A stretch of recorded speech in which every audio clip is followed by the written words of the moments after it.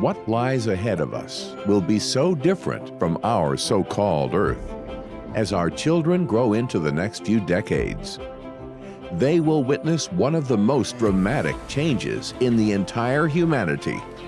Take a deep breath while we walk you into the future.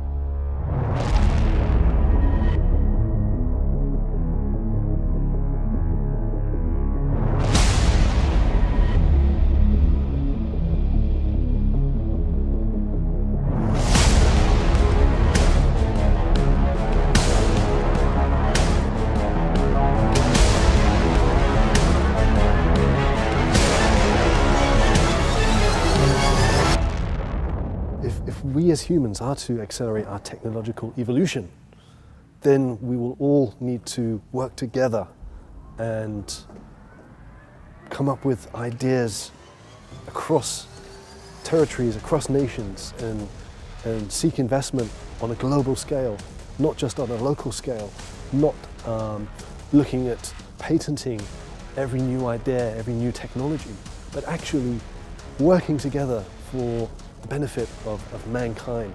Yeah, so in the future, I think Singapore, as an extremely advanced society, will continue to be that.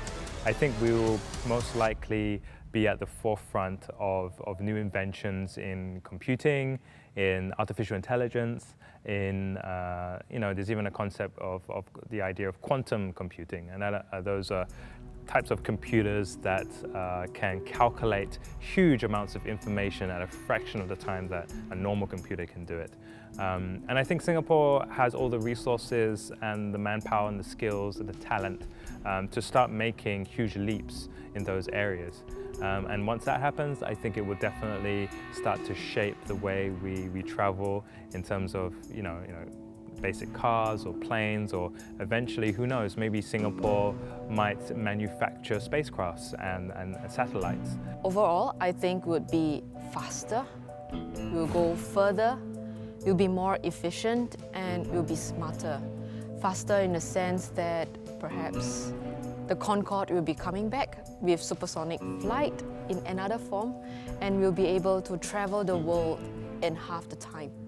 So we can look forward to perhaps the options of having artificial intelligence as co-pilots, where the artificial intelligence systems will be able to counter human factors in aviation or space travel. The writer side of me, I would love to say that in the future we will have spacecrafts and teleportation devices and even time travel. But there's another part of me that says that maybe technology-wise, in terms of the way society is right now and the way we are using our resources, I don't think it's going to be so out there. I don't think it's going to be so far-fetched. I actually think that the future, in terms of the way we use technology, will be a little bit more micro. I think what we're talking about here are concepts like nanotechnology, definitely things like drones and cybernetics. These, for example, replacing lost limbs, or maybe even the idea of small little machines or nanotechnology in your cells. So another thing that I hope not to see is the idea of genetic manipulation. I think that we, in the future, human beings could very much start to merge with robotics and cybernetics, and that could affect the way we walk and travel and run as well.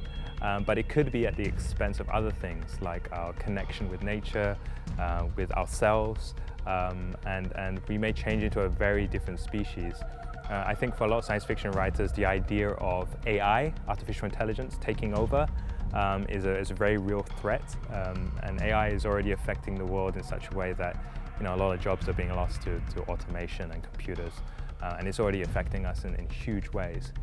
So at the end of the day, if everything is automated, even the way we travel by these programs, you bet that it's going to affect not just the economy, but it's going to affect the way we earn money, it's going to affect our day-to-day stresses. Imagine where we would be today if we didn't have conflict, if we didn't have political fallout and arguments across nations, if we could pull together and work on developing new technology to benefit everybody, not just the people that can afford it, imagine where we would be.